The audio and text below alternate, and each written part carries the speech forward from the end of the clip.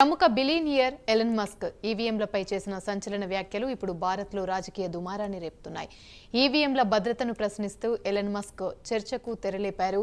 America నియంత్రణలోని Puerto రికోల్ ఇటీవల నిర్వహించిన primary ఎన్నికల్లో అవకతవకలు చోటు చేసుకున్నాయన్న ఆరోపణల నేపథ్యంలో మస్క్ ఈ వ్యాఖ్యలు చేశారు. ఎలక్ట్రానిక్ ఓటింగ్ మిషన్లను రద్దు చేయాలని పిలుపునిచ్చారు.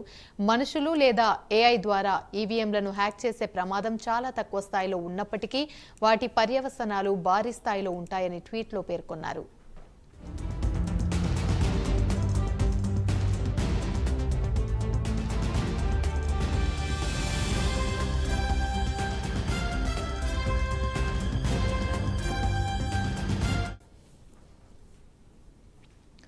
ఇక భారత్లో ఈవీఎంల పనితీరుపై అనుమానాలు తలెత్తుతున్నాయన్న తరుణంలో మస్క్ వ్యాఖ్యలపై కాంగ్రెస్ అగ్రనేత రాహుల్ గాంధీ స్పందిస్తూ దేశంలోని ఈవీఎంలను బ్లాక్ బాక్స్ అని అభివర్ణించారు.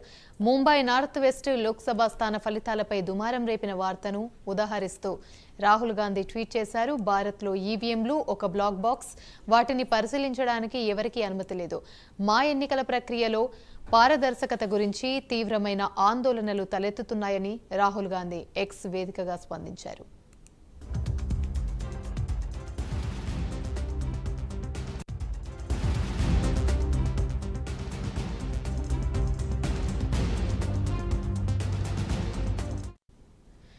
ఈవీఎంలను నిషేధించాలంటూ మస్క్ చేసిన వ్యాఖ్యలపై మాజీ కేంద్ర మంత్రి బీజేపీ నేత రాజీవ్ చంద్రశేఖర్ స్పందించారు.